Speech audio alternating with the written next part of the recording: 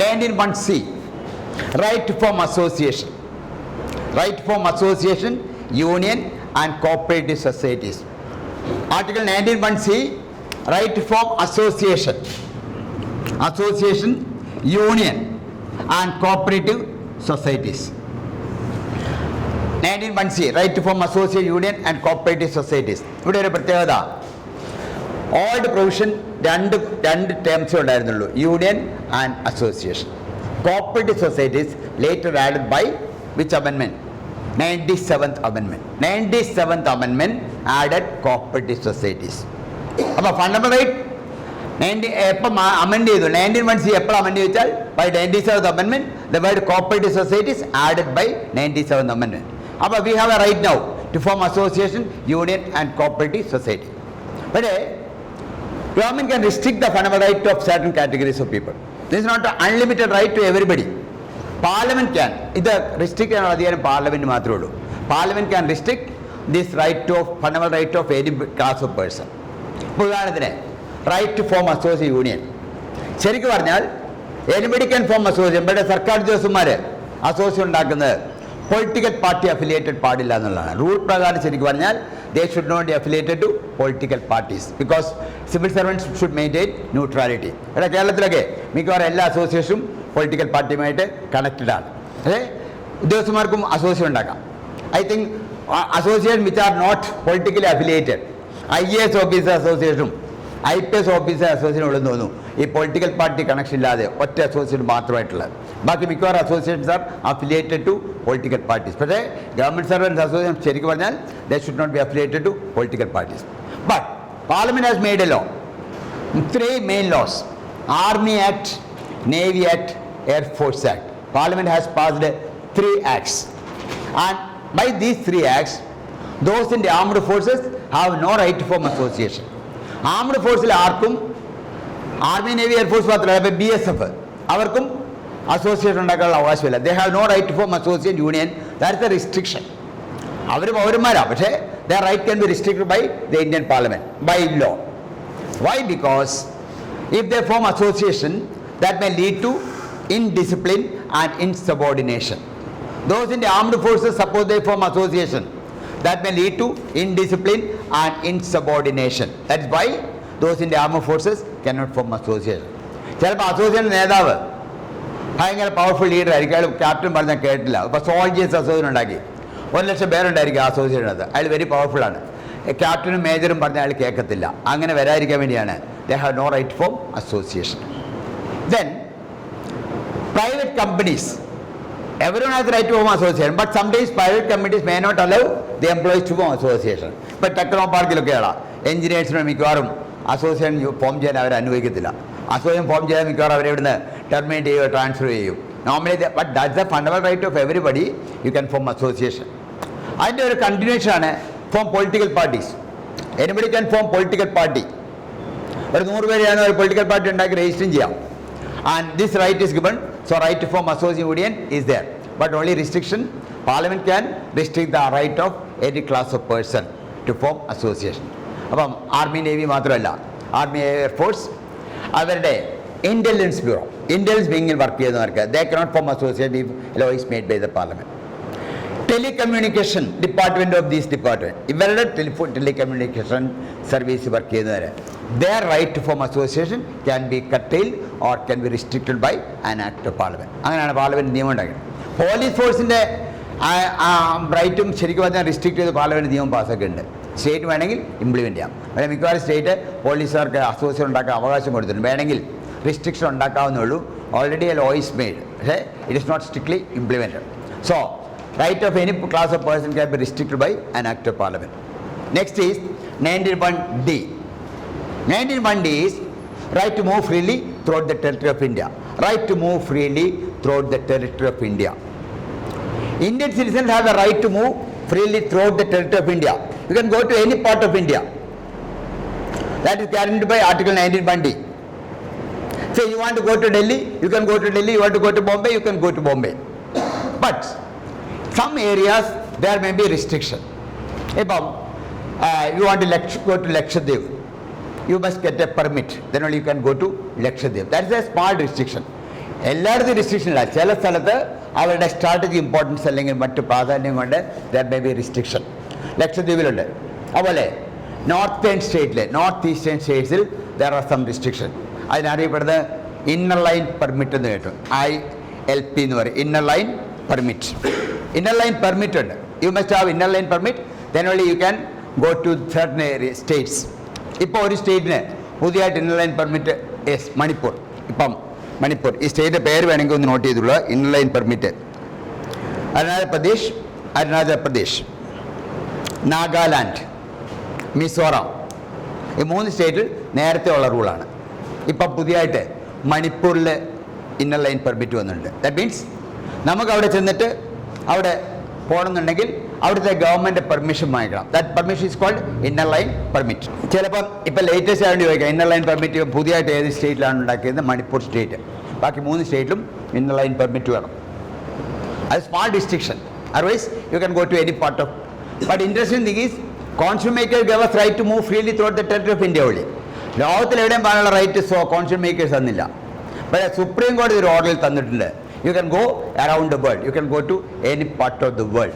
ഒരു കേസ് ഉണ്ടായിരുന്നു.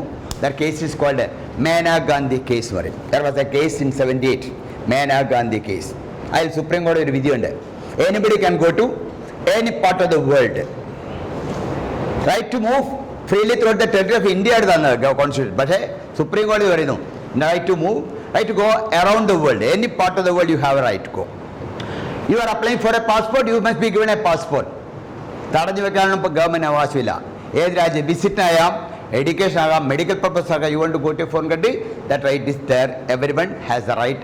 അത് ആർട്ടിക്കിൾ 21 പ്രകാരമാണ്. You have right to move freely any part of the world, any part of the world. ഇന്ത്യക്കകത്തുള്ളതാണ് 19(1)D. Next is 19(1)E. 19(1) is right to settle down in any part of India. Right to settle down in any part of India. Everyone has a right to settle down in any part of India. Settle down in any part of India. Right to settle down in any part of India. 2-3 മാസം മുമ്പ് പഠിപ്പിക്കുമ്പോൾ നമ്മൾ പറയുന്നതാണ് right to settle down in any part of India is there, but Jammu Kashmir you cannot settle down. അവിടുത്തെ റൂളായിരുന്നു permanent resident. Only permanent resident can settle down in Jammu Kashmir. അവിടുത്തെ റൂളായിരുന്നു. അവിടെ പണ്ട് പോലെ താമസിച്ചു വന്ന ചില കാറ്റഗറി ആളുകൾ, അവരെയാണ് പെർമനന്റ് റെസിഡൻസ് എന്ന് പറഞ്ഞത്. അവർക്ക് മാത്രമേ പ്രോപ്പർട്ടി വാങ്ങിക്കാൻ പറ്റൂ, സെറ്റിൽ ഡൗൺ ചെയ്യാൻ പറ്റൂ. അപ്പോൾ that was an exception. 19(1)E എക്സെപ്ഷനാണ്. They cannot settle down in that part. പിന്നെ റിസ്ട്രിക്ഷൻ ഉള്ളത് നോർത്ത് ഈസ്റ്റേൺ ചില ഷെഡ്യൂൾഡ് ഏരിയാസ് ഒക്കെ ഉണ്ട്. അവിടെ യു കനോട്ട് സെറ്റിൽ ഡൗൺ.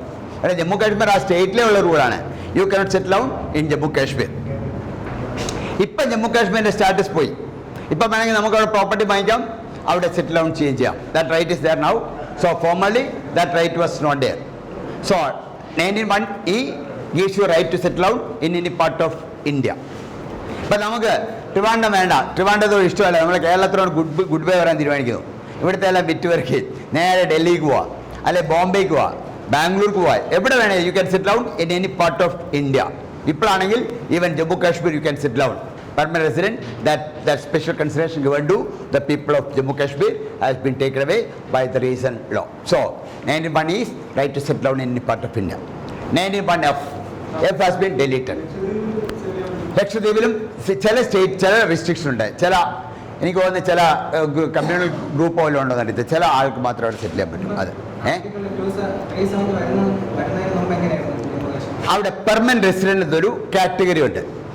അതായത് അവിടെ ജനിച്ച് അവിടെ വളർന്ന് ഒരു 54 ഒരു എഗ്രിമെൻ്റ് ഉണ്ടാക്കിയിട്ടുണ്ടായിരുന്നു. ആ എഗ്രിമെൻ്റ് പ്രകാരം അവിടുത്തെ സ്റ്റേറ്റ് സബ്ജക്റ്റ് എന്ന് പറയുന്ന ആളുകളും പിന്നെ അവിടെ ലോഫുള്ളായിട്ട് പ്രോപ്പർട്ടി ഉള്ളവരും പെർമനന്റ് റെസിഡൻസാണ്.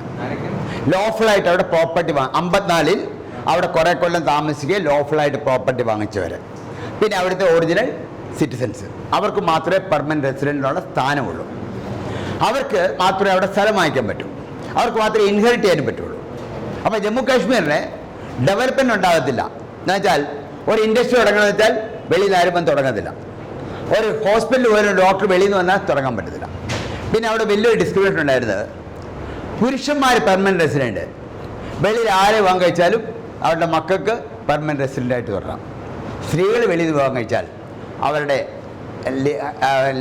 അവർക്ക് ഇൻഹെറിറ്റൻസും ഇല്ല, പെർമനൻറ്റ് റെസിഡൻസും ഇല്ല. ആ പിന്നെ സ്ത്രീകളാണെങ്കിൽ അവകാശമില്ല. പുരുഷന്മാരാണെങ്കിൽ അവിടെ നിന്ന് എവിടെ നിന്ന് വിവാഹം കഴിച്ചാലും കുഴപ്പമില്ല. അപ്പോൾ അത് ജെൻഡർ ഇക്വാലിറ്റിക്ക് എതിരായിരുന്നു. അങ്ങനെ കുറേ കേസും ഉണ്ടായിരുന്നു. ഏതായാലും ഇപ്പോൾ ആ റൂൾ എടുത്തു കളഞ്ഞു. ആ പെർമനൻറ്റ് റെസിഡൻ്റ് ഇല്ല. അന്ന് അവർക്ക് മാത്രമേ വോട്ട് അവകാശമുള്ളൂ, അവർക്ക് മാത്രമേ MLA ആകാൻ പറ്റൂ, അവർക്ക് മാത്രമേ സർക്കാർ ജോലി കിട്ടത്തുള്ളൂ, അവർക്ക് മാത്രമേ സർക്കാർ എഡ്യൂക്കേഷൻ ഇൻസ്റ്റിറ്റ്യൂട്ടിൽ അഡ്മിഷൻ കിട്ടൂ. ഇത്ര റെസ്ട്രിക്ഷൻ ഉണ്ടായിരുന്നു. അത് വരുത്താൻ കാരണം പണ്ട് തൊട്ട് അവിടുത്തെ രാജാക്കന്മാരുടെ ഒരു റൂളായിരുന്നു ജമ്മു കാശ്മീരിലെ. കാരണം എന്ന് വെച്ചാൽ ജമ്മു കാശ്മീർ വളരെ ബ്യൂട്ടിഫുള്ളായ ഒരു സ്റ്റേറ്റാണ്. അപ്പോൾ ഒരുപാട് വിസിറ്റേഴ്സ് അവിടെ വരും. അപ്പോൾ വിസിറ്റേഴ്സ് വന്നു കഴിയുമ്പോൾ പലർക്കും തോന്നും പക്ഷേ ബ്രിട്ടീഷുകാരുടെ കാലത്തൊക്കെ അവിടെ അങ്ങനെ താമസമായി സെറ്റിൽ ആവും, നല്ല ക്ലൈമറ്റും സുഖമാണ്. അപ്പോൾ അവിടുത്തെ രാജാവിന് പേടി ഓരോരുത്തരിങ്ങനെ വന്ന് താമസിച്ച് അവസാനം ജമ്മു കാശ്മീരിലെ ഒറിജിനൽ ആളുകളെല്ലാം ഔട്ടായി പോകും. അതുകൊണ്ട് അവർ റൂൾ ഉണ്ടാക്കിയാണ് അവിടെ ഉള്ളവർ മാത്രം അവിടെ ഭൂമി വാങ്ങിച്ചാൽ മതി, മറ്റുള്ളവർക്ക് അത് വാങ്ങിക്കാൻ പറ്റത്തില്ല. ഇപ്പം അത് എടുത്തു കളഞ്ഞു. ഇപ്പം വേണമെങ്കിൽ നമുക്ക് പോയി ജമ്മു കാശ്മീർ സ്ഥലം വാങ്ങിക്കാം, പ്രോപ്പർട്ടി വാങ്ങിക്കാം, ജെൻഡർ ഡിസ്ക്രിമിനേഷൻ ഇല്ല. അപ്പോൾ ചില സ്ഥലത്ത് ഒരു സ്റ്റേറ്റ് മുഴുവൻ ഉള്ളതുകൊണ്ടാണ് നമ്മൾ പറഞ്ഞ പെർമനൻറ്റ് റെസിഡൻസ് എന്ന് പറയുന്നത്. സ്ത്രീകൾ ജോലി എടുക്കാം, പെർമനൻറ്റ് റെസിഡൻസിനെ കിട്ടുള്ളൂ. ഗവൺമെൻറ് ജോലി കിട്ടുമെങ്കിൽ പെർമനൻറ്റ്, അല്ലാത്തവർക്ക് പ്രൈവറ്റ് ജോലി കിട്ടാം. ഒരു പ്രൈവറ്റ് സോഫ്റ്റ്വെയർ കമ്പനി വർക്ക് ചെയ്യുന്നതിൻ്റെ ആർക്കും ജോലിയാകാം. ഗവൺമെൻറ് ജോലി പെർമനൻറ്റ് റെസിഡൻസ് മാത്രമേ കിട്ടുള്ളൂ, അല്ലെങ്കിൽ അവരുടെ മക്കൾ കിട്ടും. ഗവൺമെൻറ് പ്രൊഫഷണൽ കോളേജിൽ അവർക്ക് മാത്രമേ അഡ്മിഷൻ കിട്ടൂ. ഇങ്ങനെ കുറേ ഡിസ്ട്രിക്ട്സ് ഉണ്ടായിരുന്നു. ഇപ്പോൾ അതെല്ലാം എടുത്തു കളഞ്ഞു. അത് മാത്രമല്ല, നമ്മൾ അമെൻമെൻറ്റ് വരുത്തുമ്പോൾ ഏത് അമെൻമെൻറ്റ് എന്നാലും പറയും not applicable to Jammu Kashmir. ഏത് ലോ വന്നാലും പറയും not applicable to Jammu Kashmir. ഇപ്പോൾ അത് മുഴുവൻ മാറി. ഇന്ത്യയിലെ എല്ലാ ലോസും ജമ്മു കാശ്മീർ ആപ്ലിക്കബിളാണ്. നമ്മുടെ ലോ ഇന്ത്യൻ പീനൽ കോഡ് എന്ന് പറയും, IPC. Jammu Kashmir IPC adopt ചെയ്തു. അത് പണ്ട് 1870 അതിന് പേരിട്ട് കൊടുത്തത് രൺബീർ പീനൽ കോഡ് എന്നാണ്. അന്നത്തെ രാജാവ് രൺബീർ സിംഗ് ആയിരുന്നു. അങ്ങനെ പേര് കൊടുത്തു രൺബീർ പീനൽ കോഡ്. ഇപ്പോഴാണ് ആ നിയമം മാറിയിട്ട് അതിൻ്റെ പേര് വീണ്ടും IPC എന്നായി, ഇന്ത്യൻ പീനൽ കോഡ്. അതായത് 1860 ഇത് നിയമം ഉണ്ടാകുന്നത്, ഇന്ത്യൻ പീനൽ കോഡ്. അന്ന് ജമ്മു കാശ്മീരൊക്കെ കുറേ സ്വതന്ത്രമായ രാജ്യമായിരുന്നു. നിലവിൽ വന്ന സമയത്ത് വെച്ചാൽ അതിനൊരു ചരിത്രം എന്ന് പറഞ്ഞാൽ Indian last act, British government പാസ്സാക്കിയ ലാസ്റ്റ് ആക്ടിൻ്റെ പേരറിയാമോ? ഇപ്പോൾ ഒരു ക്വസ്റ്റ്യൻ ചിലപ്പോൾ ചോദിക്കാം. Last act pass by the British government for India was Indian independence act of 1947. അതാണ് ഏറ്റവും ഒടുവിൽ ബ്രിട്ടീഷുകാർ പാസ്സാക്കിയ നിയമം, ഇന്ത്യൻ ഇൻഡിപെൻഡൻസ് ആക്ട് ഓഫ് 1947. അത് വെച്ച് ഇന്ത്യ രണ്ടായി ഡിവൈഡ് ചെയ്തു, ഇന്ത്യ ആൻഡ് പാകിസ്ഥാൻ. ആ ആക്ടിനകത്ത് ഒരു പ്രൊവിഷൻ എന്താ വെച്ചാൽ പഴയ നാട്ടുരാജ്യങ്ങൾ മുഴുവൻ സ്വതന്ത്രമാകുന്നു. They all become independent. They can be completely independent. സ്വതന്ത്ര രാഷ്ട്രമായിട്ട് പ്രഖ്യാപിക്കാം. That was followed by Indian independence act of 1947. അപ്പോൾ ഇന്ത്യക്കകത്ത് അന്ന് 550, 560 ഈ രാജ്യങ്ങളുണ്ട്. ട്രാവൻകൂർ, കൊച്ചിൻ, ഹൈദരാബാദ് ഇതുപോലെയുണ്ട്. അപ്പോൾ സർദാർ പട്ടേൽ പറഞ്ഞു ഇന്ത്യക്കകത്ത് ഒരു രാജ്യവും വേറെയില്ല, എല്ലാവരും ഇതിൽ ചേർന്നേ പറ്റും. ചേരാത്ത രാജ്യങ്ങളെ ഫോഴ്സ്ഫുള്ളായിട്ട് ചേർക്കും. ട്രാവൻകൂറൊക്കെ ഇൻഡിപെൻഡൻ്റ് ആകാൻ നോക്കിയാണ്. ട്രാവൻകൂറിനൊക്കെ അവസാനം എല്ലാം സൈൻ ചെയ്തു. 2-3 സ്റ്റേറ്റ് മാത്രമേ ഉള്ളൂ ഫോഴ്സ് ഉപയോഗിച്ചു. ജമ്മു കാശ്മീർ CP രാമസ്വാമിയും ചിത്ര മഹാരാജാവും കൂടെ അങ്ങ് ട്രാവൻകൂറിനെ ഇൻഡിപെൻഡൻ്റ് ആക്കാൻ നോക്കി. ഹൈദരാബാദ് നൈസാം ഇൻഡിപെൻഡൻ്റ് ആകാൻ നോക്കി. ബറോഡ, ജുനാഗഡൊക്കെ പറഞ്ഞ് വെല്ലും. പക്ഷേ ഇവരെല്ലാം അവസാനം ചേർന്നു. എങ്ങനെ ഇന്ത്യക്കകത്ത് 50 രാജ്യങ്ങളോ 60 രാജ്യങ്ങളോ ഒരിക്കലും പറ്റത്തില്ല. ജമ്മു കാശ്മീർ ഇന്ത്യക്കകത്തല്ല. അപ്പോൾ ജമ്മു കാശ്മീർ രാജാവ് തീരുമാനിച്ചു വി വിൽ ബി ഇൻഡിപെൻഡൻറ്റ്. ആ റൈറ്റും ഉണ്ട്. അങ്ങനെ ഇൻഡിപെൻഡൻ്റ് ആകാൻ ശ്രമിച്ചപ്പോഴേ പാകിസ്ഥാൻ എന്ത് ചെയ്തു? പാകിസ്ഥാൻ വിചാരിച്ചു ഏതായാലും ഫോഴ്സ്ഫുള്ളായിട്ട് ജമ്മു കാശ്മീരിനെ അങ്ങ് കീഴടക്കി പാകിസ്ഥാൻ്റെ ഭാഗമാക്കാൻ തീരുമാനിച്ചു. അങ്ങനെ പാകിസ്ഥാൻ്റെ പ്രലോഭനത്തിൽ കുറേ പേര് ജമ്മു കാശ്മീർ ആക്രമിച്ചു, അതിനെ കീഴടക്കാൻ നോക്കി. അന്നത്തെ രാജാവ് ഹരിസിംഗ് ആണ്. അപ്പോൾ ഹരിസിംഗ് ഓടി ജവഹർലാൽ നെഹ്റു സെൻട്രൽ ഗവൺമെൻറ് സഹായം അഭ്യർത്ഥിച്ചു, പ്രൊട്ടക്ഷൻ തരണം. അപ്പോൾ നെഹ്റു പറഞ്ഞു പ്രൊട്ടക്ഷൻ തരാം, പക്ഷേ ഇന്ത്യയുമായിട്ട് ചേരണം. ഒരു എഗ്രിമെൻ്റ് ഉണ്ട്. ആ എഗ്രിമെൻ്റ് പറയുന്നത് instrument of accession. You must sign an instrument of accession, then you will be given protection. അപ്പോൾ രാജാവ് സമ്മതിച്ചു. രാജാവ് ഒരു കണ്ടീഷൻ വെച്ചു, ഞങ്ങൾ കൂടുതൽ സ്വാതന്ത്ര്യം വേണം, മറ്റ് സ്റ്റേറ്റിനെ കൂട്ടൊക്കത്തില്ല, ഞങ്ങൾക്ക് സെപ്പറേറ്റ് കോൺസ്റ്റിറ്റ്യൂഷൻ വേണം, ഞങ്ങൾക്ക് സ്വാതന്ത്ര്യം വേണം. 3 വകുപ്പാണ് കേന്ദ്രത്തിന്. ഒന്ന് ഡിഫൻസ്, ഒന്ന് ടെലികമ്മ്യൂണിക്കേഷൻ, ഒന്ന് ഫോറിൻ അഫെയർസ്. 3 നിങ്ങൾ കൈകാര്യം ചെയ്തോണം, ബാക്കി വേണ്ടിയും ഞങ്ങൾ നോക്കിക്കോളാം. അത് നെഹ്റു സംഭവിച്ചു. അങ്ങനെ ഒരു ഇൻസ്ട്രുമെൻ്റ് ഓഫ് അക്സഷൻ ഒപ്പിട്ടു. എന്നിട്ട് ഇന്ത്യ ഭരണയ്ക്കകത്ത് ഒരു ആർട്ടിക്കിൾ എഴുതി ചേർത്തു 370. എന്നിട്ട് 370 gives special status to Jammu and Kashmir. അവർക്ക് പ്രത്യേക കോൺസ്റ്റിറ്റ്യൂഷനിലാകാം, നമ്മുടെ നിയമങ്ങൾ അവർക്ക് ആപ്ലിക്കബിൾ അല്ല, നമ്മുടെ ഭരണഘടനാ ഭേദഗതി അവർക്ക് ആപ്ലിക്കബിൾ അല്ല, പക്ഷേ അത് ഇന്ത്യയുടെ ഭാഗമായിട്ട് തുടരുന്നതാണ്. അതാണ് ആ എഗ്രിമെൻ്റ് ഉണ്ടാകാനുള്ള കാരണം. ആ 370 ഒരു ടെമ്പററി പ്രൊവിഷനായിട്ടാണ് വെച്ചിരുന്നത്. 370 ഇപ്പം എടുത്തു കളഞ്ഞു. 370 പ്രകാരമാണ് 35 എന്നൊരു പ്രൊവിഷനൊക്കെയാണ് ഈ പെർമനൻറ്റ് റെസിഡൻസൊക്കെ അംഗീകരിച്ചത്. ഇപ്പോൾ അതെല്ലാം പോയി. ഇപ്പോൾ അത് കോടതി ചലഞ്ച് ചെയ്തിരിക്കുകയാണ്. ഇനി കോടതി എന്ത് തീരുമാനം എടുക്കുമെന്ന് അറിയത്തില്ല. Hope it is clear. So article 19 E we discussed. Next is F. F is deleted. F right to പ്രോപ്പർട്ടിയുടെ ഒരു ഭാഗം. Right to property main article എന്ന് പറയുന്നത് 31 ആണ്. റൈറ്റ് ടു പ്രോപ്പർട്ടി 2 ആർട്ടിക്കിളാണ്. ഒന്ന് 31 ആണ്, ഒന്ന് 19(1)(f). 19(1)(f) എന്ന് പറഞ്ഞാൽ right to acquire, hold and dispose of property anywhere. അത് എടുത്തു കളഞ്ഞു. 19(1)(f) എടുത്തു. അപ്പോൾ 19(1)(f) ഡിലീറ്റ് ചെയ്തു. ഡിലീറ്റ് ചെയ്താൽ GF ആകത്തില്ല. നമ്മുടെ റൂൾ പ്രകാരം 19(1)G ആയിട്ടിരിക്കും, E ആയിട്ടിരിക്കും. F-ൽ ചുമ്മാ എഴുതി വെച്ചേക്കും ഡിലീറ്റഡ്. 31 ഡിലീറ്റ് ചെയ്തു. 31 ഇപ്പോഴും എഴുതി വെച്ചിട്ട് ഡിലീറ്റഡ് ആണ്. 32 31 ആകത്തില്ല, 32 32 ആയിട്ടിരിക്കും. അപ്പോൾ പുതിയ ആർട്ടിക്കിൾ ആഡ് ചെയ്യുന്ന A, B എന്നും പറഞ്ഞ് കൂട്ടത്തേ ഉള്ളൂ. അപ്പോൾ എപ്പോഴും നമ്മുടെ ആർട്ടിക്കിൾ 395 ആണ്. 1950 ഇപ്പോഴും 2020 ഓൺലി 395 ആർട്ടിക്കിൾ. ഒരുപാട് ആർട്ടിക്കിൾ കൂട്ടി. അതെല്ലാം ABCDEFGH എന്നും പറഞ്ഞു പോകും. അതുപോലെ ഡെലീറ്റ് ചെയ്താലോ ഡെലീറ്റഡ് എന്ന് എഴുതും. അപ്പോൾ എപ്പം ചോദിച്ചാലും how many articles are there? 395 articles ഉള്ളി. That point is very important. So F is deleted. Now there is no F. Next article is G. G says any citizen can, any citizen can indulge in any profession. You can select any profession you want. You can select any profession you want. You can select any profession. You can carry on any trade. You can carry on any trade or business. You can carry on any trade or business. That right is given to you. ഏത് തൊഴിലും സ്വീകരിക്കാം, ഏത് ബിസിനസ്സും inter ചെയ്യാം, ഏത് trade നടത്താം. That right is given under Article 19(1)(G. പക്ഷേ there is a restriction. For certain profession, government can prescribe qualification. ചില ജോലിക്ക് ഗവൺമെൻറ് ക്വാളിഫിക്കേഷൻ പറയും. ഉദാഹരണത്തിന് to practice as a doctor, you must have a basic degree or diploma in medicine. That is a restriction. That restriction is reasonable. There can be reasonable restriction. 19(1)(G) reasonable restriction ഉണ്ട്. ഏത് തൊഴിലും ചെയ്യാം. നമ്മൾ smuggling നടത്തിയാലോ that cannot be allowed. It is anti-social activity. Counterfeit, not അടിച്ചാൽ that is anti-social activity. അത് അനുവദിക്കത്തില്ല. So there can be some restriction. 19(1)(G) is subject to certain restriction.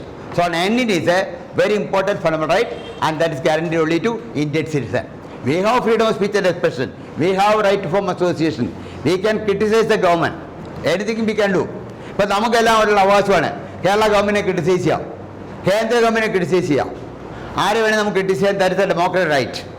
എന്ന് വെച്ചാൽ ഒരു ഫോറിനർക്ക് ആ റൈറ്റ് ഇല്ല. കോളത്ത് വന്ന സാഹിബിന് ഇവിടെ സെക്രട്ടറി വന്നിട്ട് മുഖ്യമന്ത്രിയോ മന്ത്രിസഭയോ ക്രിട്ടിസൈസ് ചെയ്യാനുള്ള റൈറ്റ് ഇല്ല. Because this right is guarantee only to Indian citizen. 19(1)(A) guarantees right to every Indian citizen. ഏതാ? ഈ അടുത്ത ഇന്നലെ ഇതിനെതിരെ സമരം ചെയ്ത ഒരു ഫോറിൻ ലേഡിയെ തിരിച്ചയച്ചു. അപ്പം ദേ ഹാവ് നോ റൈറ്റ്. അല്ലെ കോളേജിലിരിക്കുന്ന ഫോറിനേഴ്സിനോ അല്ലെ ഡൽഹി വന്നിരിക്കുന്നവരെ നേരെ പാർലമെന്റ് ഹൗസിൽ പോയി അവർക്ക് റൈറ്റ്. അവരോട് വിസിറ്റേഴ്സായിട്ട് വന്നവരാണ്. ഇന്ത്യൻ സിറ്റിസൺസ് ആണെങ്കിൽ that right is guaranteed. So 19 is a very important right. 91(A) to G. These are important rights guaranteed to every citizen. അപ്പോൾ ചില മാത്രം ഓർത്തിരിക്കുന്നേ ഉള്ളൂ. Some restrictions have been made by the parliament, and some laws have been made, and some judicial decisions are there. These are all closely connected with this freedom, this right to various freedoms. Hope it is clear. Next article is 20.